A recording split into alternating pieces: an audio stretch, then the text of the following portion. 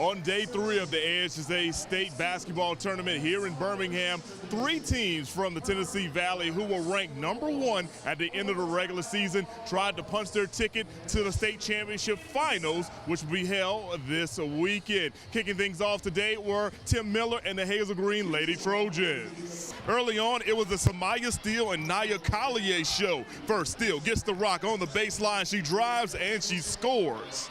Later, Steele kicks it out to Collier. She's wide open at the top from three-point range, and she is money. She finished the game with 18 points. Hazel Green started the game on a 14-1 run. Park Crossing trying to stay relevant in this one. Kelsey Thomas sinks the jumper in the paint.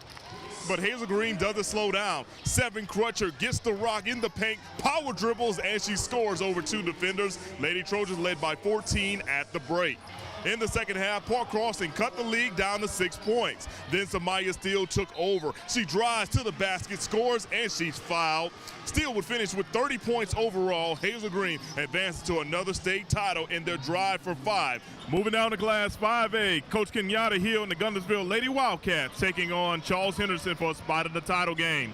It was all Guntersville from the start. Lainey Phillips gets the three-point party started, nailing the tray from the corner. Then it's her teammate Ivy Marsh connected from downtown off glass. Lady Cats up by 15 at that point. Later on, Kendall Teal would add another three-pointer.